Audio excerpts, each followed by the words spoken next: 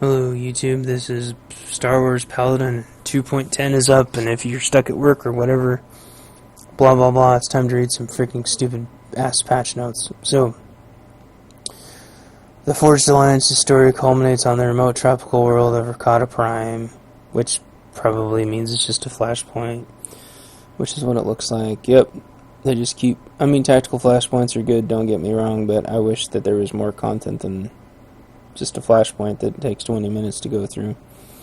Bounty Contract Week. Yay. Ranked Warzone 3 starts.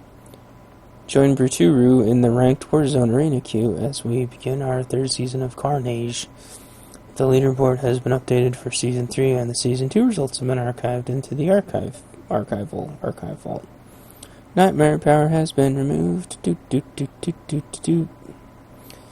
Conquest objectives can now be tracked. Oh, it's about effing time! Holy shit! Warzone Conquest objectives have been redesigned.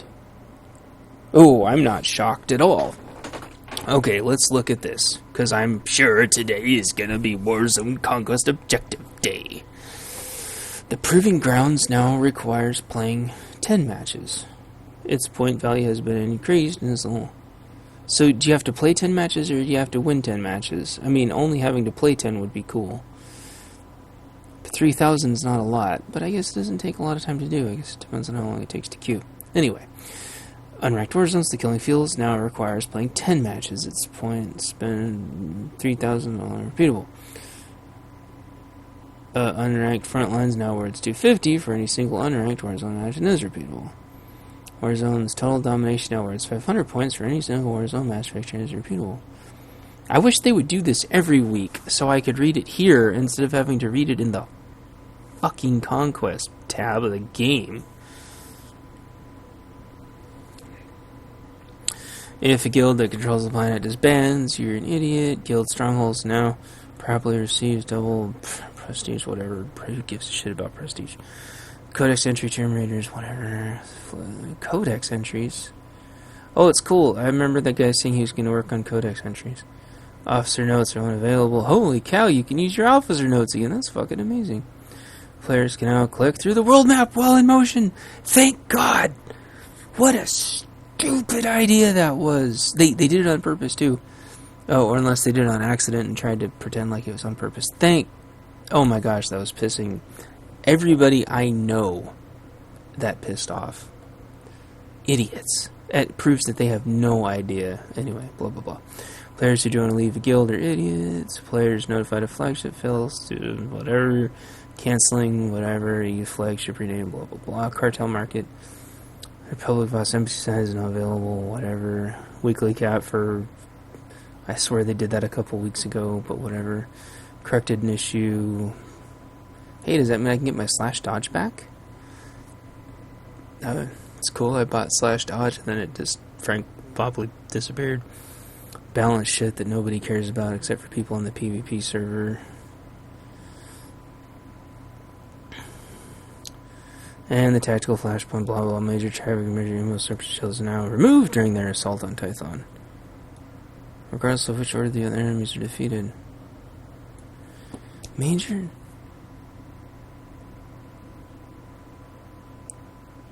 Interesting. So they obviously couldn't fix this.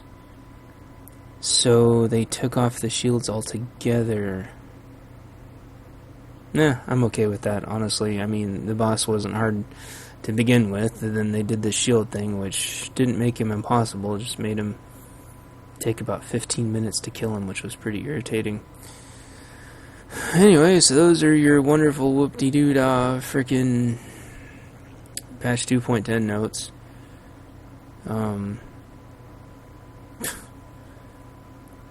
Honestly, me and Estino have been talking and / arguing / whatever about Carnage / frickin' combat, and we basically came to the middle ground that these changes are okay. It's not what we wanted, but it's not the worst thing to happen to the class. I'm still not going to be PvPing on Throttle or Extremis unless I want people to rage at me some more. But, your character is still a giant random number generating slot machine of death. But not everybody likes to be a giant flying double-bladed lightsaber slot machine of death. So, I don't know. Anyway, I'm going to make this one super quick and upload it so all of you stuck at work can laugh that we're getting another flashpoint. They're telling stories through flashpoints. I would prefer them to keep the tactical flashpoints, but for them to be adding stuff that's class specific too. Okay?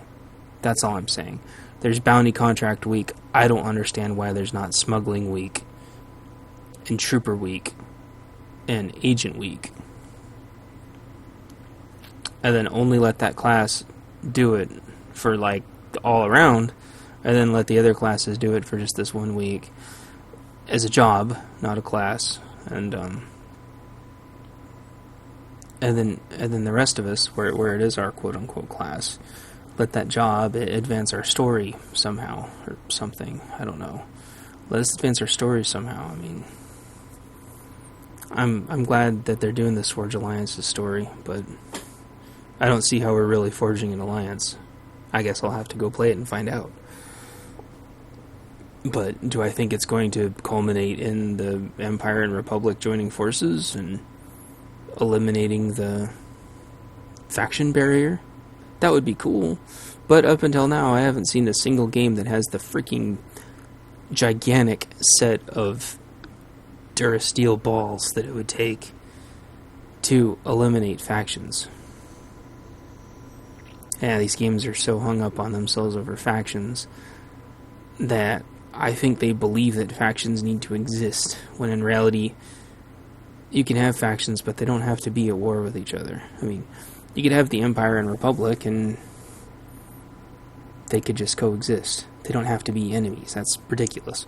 We coexist with the Mandalorians right now, and it doesn't really matter.